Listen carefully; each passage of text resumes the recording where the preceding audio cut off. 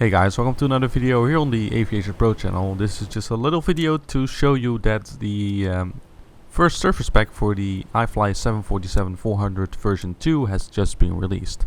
This is a long-awaited service pack because it's now almost a year that the iFly 747-400 was released, and it's a great add-on because there's a lot of detail in the aircraft. It flies very realistic and it's a beautiful airplane to hand fly. But some things still had to be fixed. There was a little update a few weeks or months after the release, but now there's a big service pack which contains a lot of enhancements. And as you can see here already, one of the biggest visual enhancements probably is a much more improved wing flex. You might remember from my previous review of the iFly 747 that the wing flex was not that well modeled because the wing flex was not enough. But now this has been fixed, and now it really just looks like the Queen of the Skies again, as it should be. So there are some background improvements as well for these various simulators. Of course, this add-on is available for FS 2004, FSX, and FSX Team, Prepart 3D version 2.5 and version 3.0. And each have their some improvements, especially to the virtual cockpit. There's now flood and backlights for the virtual cockpit available.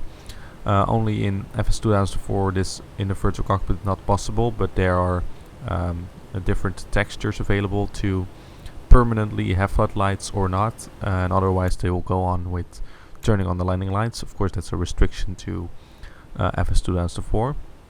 But there are especially a lot of system and flying logic improvements.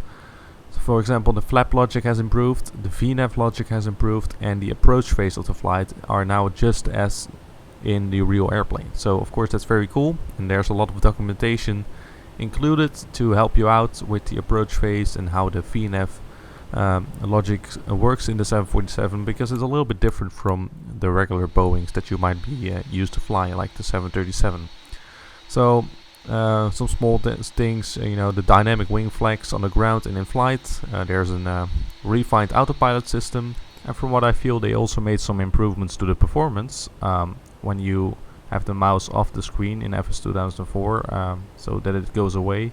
I reached 60 frames per second in these conditions, like here when taking off from St. Maarten, so that's pretty good. And when the mouse is in the screen, the frames are lower, but that's why I try to use the mouse as little as possible in the virtual cockpit as well.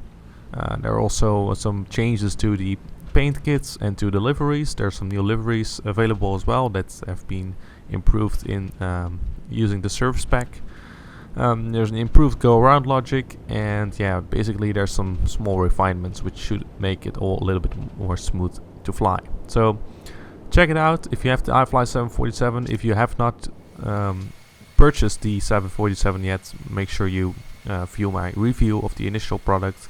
Of course, you can see the first version there, but by watching this video you know what kind of updates have been included. And of course on the iFly forums there's great support, so you can always get help there and get more info on what has been done in the service pack and what's going to be improved in the future and what the roadmap is, because iFly eventually will also make a freighter version and probably also the 747-8, so that of course that's very good news, and especially for me and more of you who are using FS 2004, it's great to have such a very detailed add-on available to fly. So this is just a little video. Make sure you download the service pack, and yeah, if you haven't seen it yet, please watch my review of the iFly 747-400 version 2 and also my cold and dark startup tutorial to learn how to start up this complex airplane from cold and dark. So thanks for watching this video, and I hope to see you next time.